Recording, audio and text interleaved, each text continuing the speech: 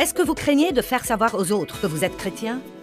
Est-ce que la perspective du rejet ou de la persécution vous intimide? Vous savez, nous pouvons surmonter cette crainte et être forts dans notre foi. Si vous restez avec moi, vous apprendrez à faire ça tout de suite à l'antenne.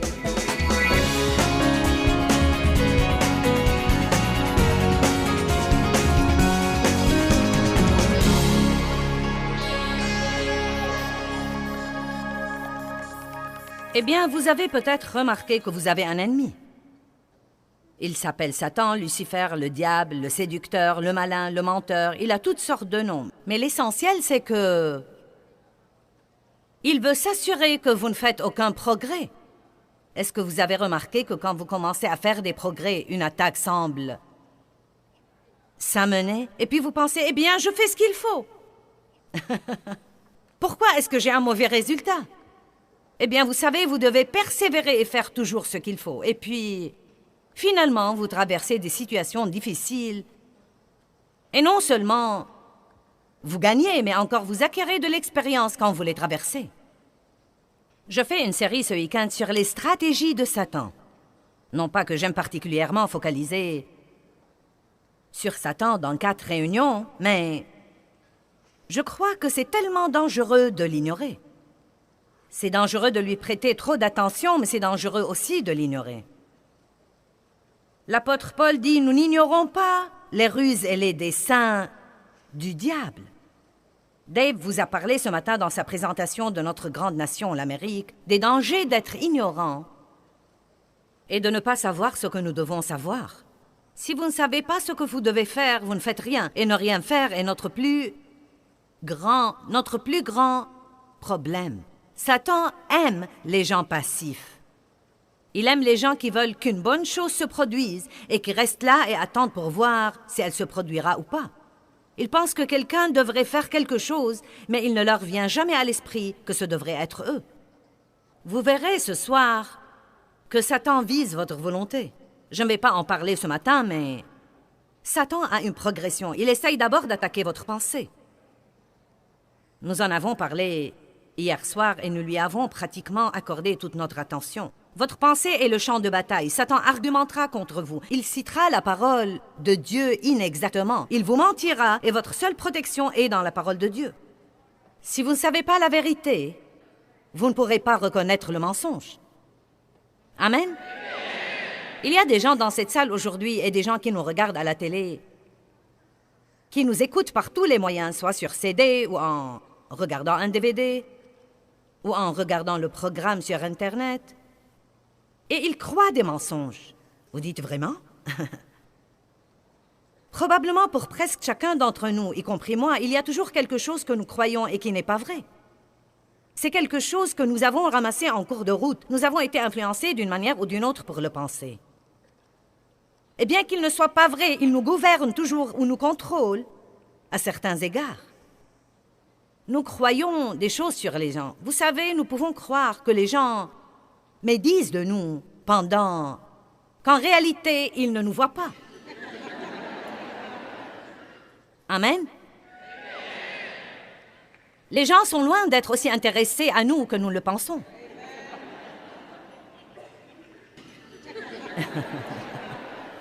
Amen? À quoi penses-tu? Que dis-tu? Je n'aime pas la façon dont tu me regardes. Pourquoi tu ne me parles pas? C'est comme... ils ne vous voient pas. C'est comme...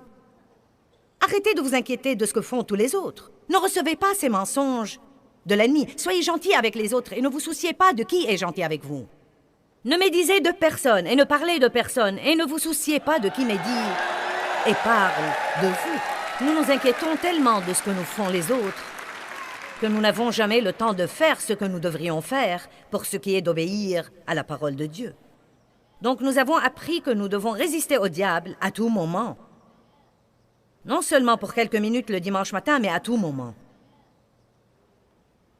Nous avons 4 domaines à couvrir ce week-end. Nous avons couvert le premier hier, Satan le menteur. Ce matin, nous allons parler de Satan comme étant le destructeur. Le destructeur. Il est autoritaire. Il veut essayer de vous contrôler, de vous manipuler. Et il est aussi l'accusateur des frères Chaque fois que vous vous sentez condamné, c'est le diable. Si vous vous sentez convaincu, c'est le Saint-Esprit. Mais c'est désolant que nous ne faisons pas la différence entre les deux. Et donc, bien des fois,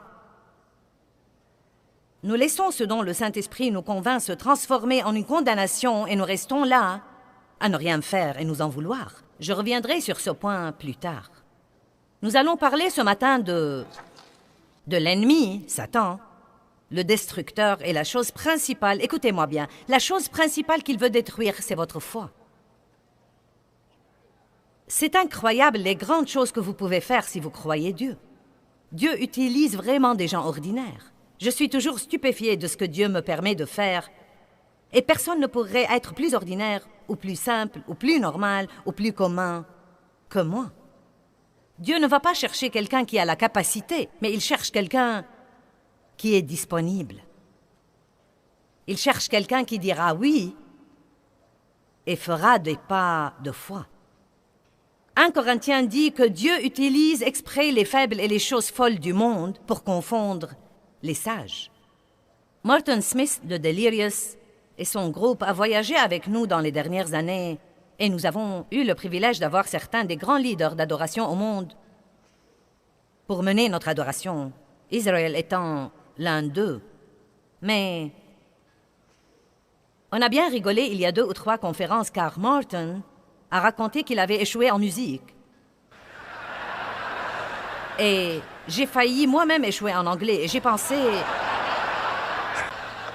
Maintenant, nous voilà. Il vous mène dans l'adoration et je vous enseigne. Et il a échoué à sa matière et j'ai échoué à la mienne. Mais Dieu a un plan plus grand que vous ne le savez pour vous. Mais si vous voulez faire quelque chose pour Dieu, surtout si vous n'avez pas beaucoup d'atouts, vous devez avoir la foi. Non, mais quand Dieu m'a appelé à commencer à enseigner la Bible, je ne savais même pas... Je ne savais pas quoi faire. Je suis allée à mon pasteur, je faisais partie de l'église luthérienne, et je lui ai dit, si quelqu'un veut enseigner la Bible, que devrait-il exactement faire? Et j'ai commencé comme ça. Il m'a dit que le livre de Jean était bon pour commencer. Et j'ai cherché ma Bible, et j'ai commencé par le 1er chapitre. J'avais 12 dames, et nous avons démarré. Et je ne savais rien de rien. J'ai appris en cours de route, mais j'ai commencé par la foi. Et au cours des années, j'ai dû maintenir ma foi et ne pas laisser le diable me la voler. Et je veux que vous sachiez aujourd'hui que quel que soit ce que vous traversez, ou quel que soit ce que vous attendez et qui n'est pas encore arrivé, le diable vous ment et il fait pression sur vous émotionnellement et il vient contre vous. Et il vise essentiellement votre foi, car sans foi, il est impossible de plaire à Dieu. Ceux qui s'approchent de Dieu doivent croire qu'il existe et qu'il est le rémunérateur de ceux qui le cherchent diligemment, non pas ceux qui le cherchent de temps en temps, non pas ceux qui le cherchent sur les cimes et l'oublient dans les vallées, mais pour ceux qui le cherchent diligemment, il est leur rémunérateur. Et j'aime ce que Dave a partagé ce matin, comme quoi il a prié et prié pendant des années pour notre nation et pour toutes les villes que nous visitons. Et pourtant, quand vous écoutez les nouvelles, il semble parfois que les choses empirent. Mais vous savez quoi? Nous devons passer outre à ce que nous voyons et dire « Dieu est fidèle ». Et j'ai prié, et il m'a entendu, et Dieu est à l'œuvre. Et tout à coup, soudainement, vous savez, c'est comme ça que Dieu agit parfois. Parfois, c'est petit à petit, vous voyez un petit progrès, mais parfois, vous avez un tout à coup dans votre vie. Et c'est comme, waouh! C'est Dieu! Non, mais j'ai vu des femmes qui ont cru Dieu pour le salut de leur mari pendant 25 ans sans se lasser malgré les découragements et les déceptions. Vous savez, en persévérant dans leurs prières. Et tout à coup, soudainement, la bonne semence au bon moment, le bon message au bon moment, et les vieux fripons ont été sauvés. Et tout a changé. Je ne sais pas où je serais si Dave Meyer avait perdu espoir en moi.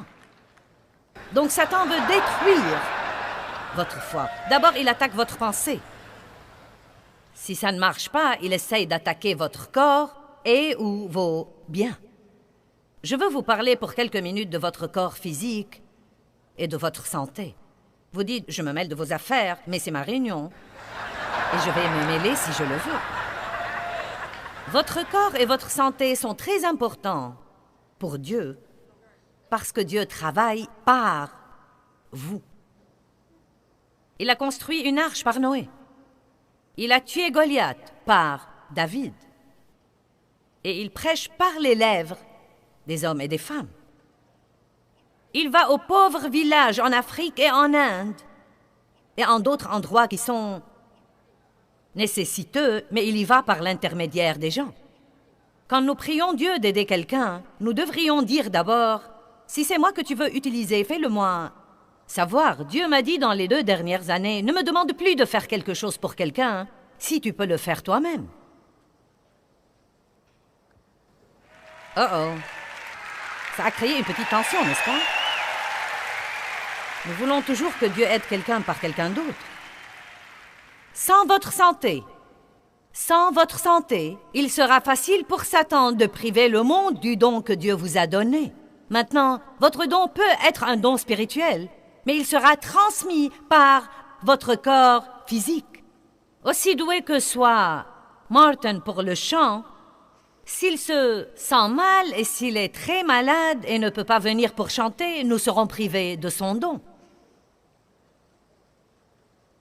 Si je n'étais pas assez forte et en bonne santé pour courir le monde et pour continuer systématiquement à faire ce que je fais une fois après l'autre, non seulement nous n'aurions pas eu ces conférences, mais encore nous n'aurions pas eu le programme télé, car c'est là que nous puisons nos séquences. Quand Satan vient contre votre corps, il attaque le temple de Dieu parce que la Bible dit que nous sommes ce temple. Regardez 1 Corinthiens chapitre 6, les 2 versets 19 et 20. Ne savez-vous pas que votre corps, que tout le monde dise mon corps, est le temple, le sanctuaire même du Saint-Esprit qui est en vous, que vous avez reçu comme un don de Dieu, vous ne vous appartenez point à vous-même. Vous avez été racheté à un prix. Wow! Vous avez été racheté à un grand prix et devenu les siens. Donc, donnez l'honneur à Dieu et donnez-lui la gloire dans votre corps. Amen? Donc, si vous continuez à lire ces versets, et nous n'allons pas faire ça, il dit « Ce que fera Dieu à celui qui détruit le temple de Dieu. » Maintenant, nous avons une église à Saint-Louis, dans ces quartiers déshérités orientés vers le travail social de proximité. Nous essayons d'aider les gens dans ces quartiers et les enfants ont la vie qu'ils devraient avoir. Et quand j'ai l'occasion d'aller à cette église, je voyage beaucoup, donc je n'ai pas l'occasion d'y aller fréquemment. Mais quand j'y vais, si je vois quelque chose qui ne va pas, je dis à quelqu'un, tu dois nettoyer ce tapis. Tu dois réparer cette porte. Tu dois faire ceci, tu dois faire cela, car je veux que la maison de Dieu soit bien entretenue.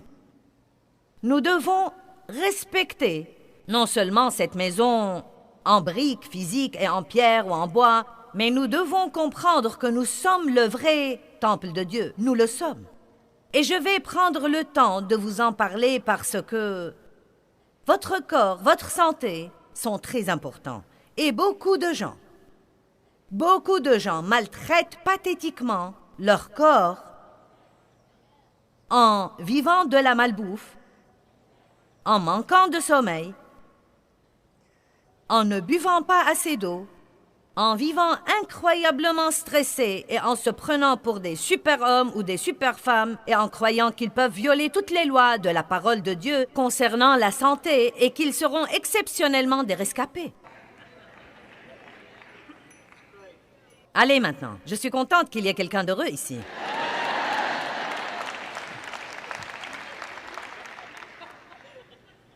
Pendant 10 ans de ma vie, je prêchais et je me sentais très mal. Vous n'avez pas d'idée à quel point je me sentais mal. Maintenant, il y avait différentes choses qui entraient en jeu. J'étais au milieu de la ménopause et j'avais tout ce bouleversement hormonal et j'avais un cancer du sein et la liste n'en finit pas, mais je peux vous dire que la vraie cause de ce qui n'allait pas chez moi, bien que ces choses soient des problèmes, était le stress. Je ne me reposais pas. Je n'avais pas de temps mort. Je prenais beaucoup de responsabilités. J'avais un faux sens de responsabilité. Je pensais que je devais prendre part à tout. Je ne savais pas déléguer mes responsabilités et m'abstenir d'intervenir.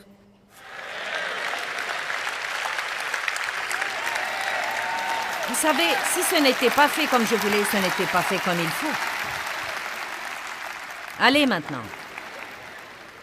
Et j'allais chez le médecin et il me disait que j'étais stressée et puis cela m'exaspérait parce que je ne voulais pas entendre que c'était le stress.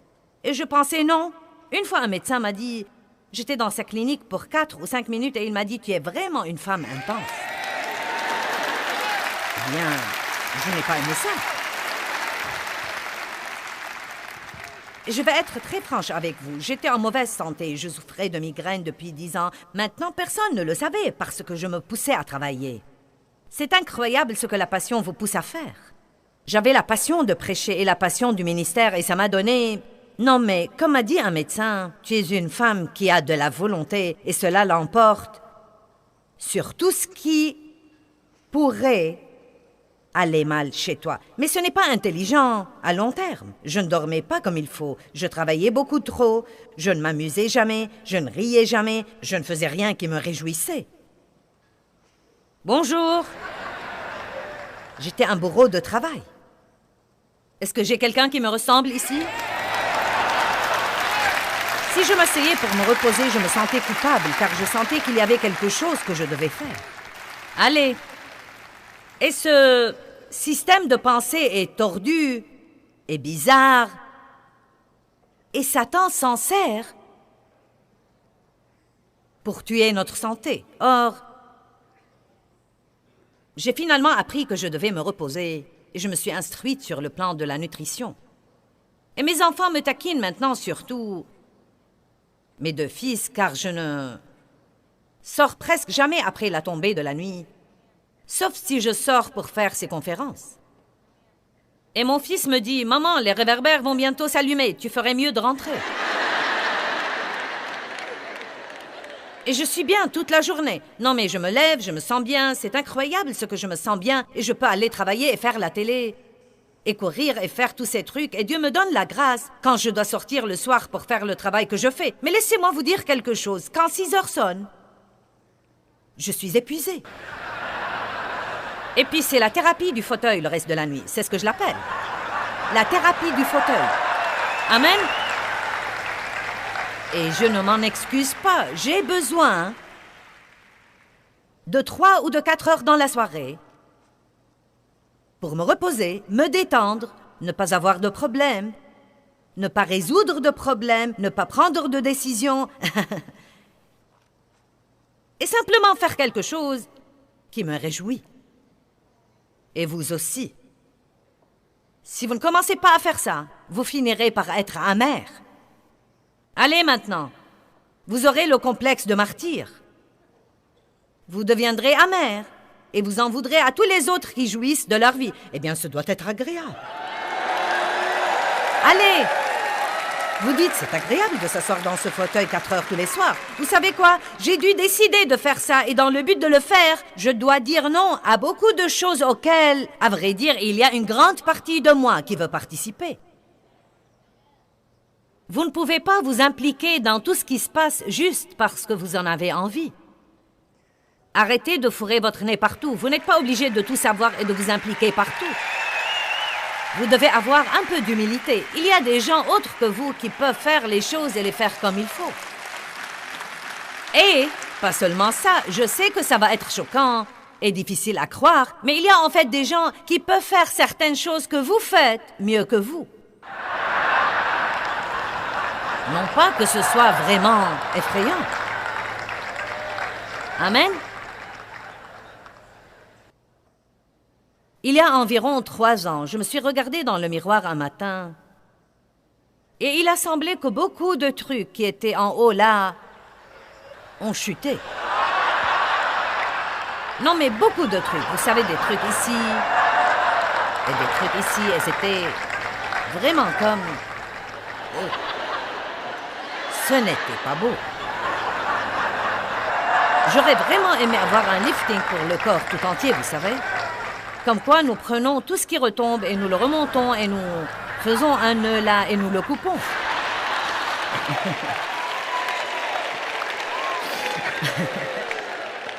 Mais j'ai pensé que ce serait très douloureux, donc... Franchement, je vous dis la vérité, Dieu m'a en réalité parlé... Comme je me regardais, il m'a dit, si tu ne commences pas un programme sérieux d'entraînement, écoutez-moi, si tu ne commences pas un programme sérieux d'entraînement, tu ne seras pas forte pour le dernier tiers de ton voyage sur Terre. Maintenant, Dieu merci, quand Dieu m'a parlé, j'avais le bon sens pour le faire. Et je veux finir ce que j'ai commencé. J'aurai, mais... Eh bien, j'ai 66 ans et demi, donc... La chose effrayante...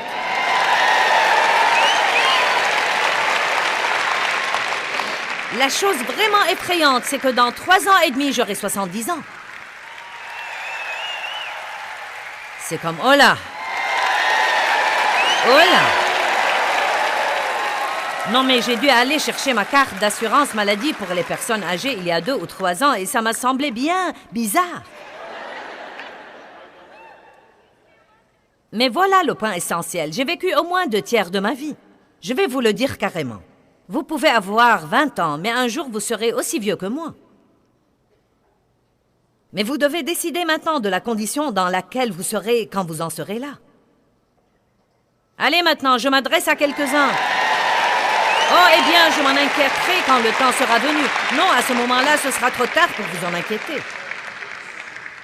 Et je me suis dit, tu sais quoi, peu importe si je déteste l'entraînement, et si je ne veux pas mettre la gymnastique dans mon programme 3 fois par semaine,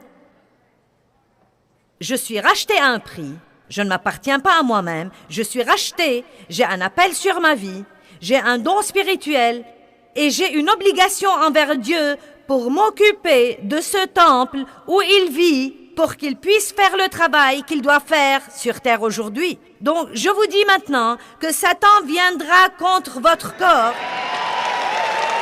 et aller à l'église et demander à quelqu'un d'imposer ses mains sur vous ne répare pas tout.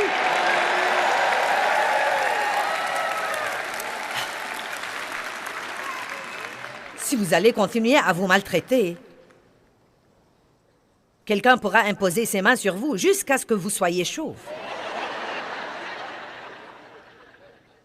Vous n'êtes pas obligé de faire ce que je fais. Priez et laissez Dieu vous le montrer. Mais vous devez vraiment dormir. Vous devez boire de l'eau et non pas un verre rempli de produits chimiques chaque fois que vous voulez boire.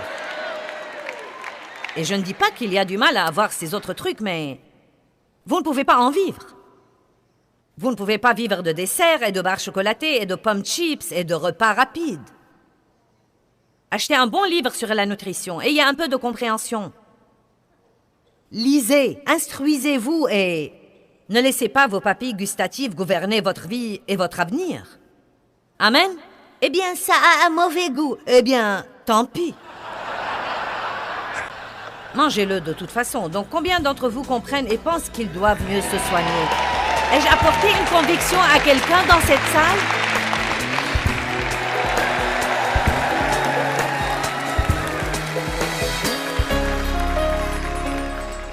Nous supportons beaucoup de fois des trucs que nous ne sommes pas obligés de supporter parce que nous ne nous rendons pas compte que Dieu nous a donné le pouvoir et l'autorité. Luc chapitre 10, 19 dit « Voici, je vous ai donné l'autorité et le pouvoir de marcher sur les serpents et les scorpions et la force et la capacité physique et mentale sur toute la puissance de l'ennemi, et rien ne pourra en aucune façon vous nuire. » Quand nous prenons au sérieux la question de faire les choses à la façon de Dieu, il nous répond par des exaucements. Quand nous devenons proactifs contre les plans de notre ennemi, l'ennemi recule vite.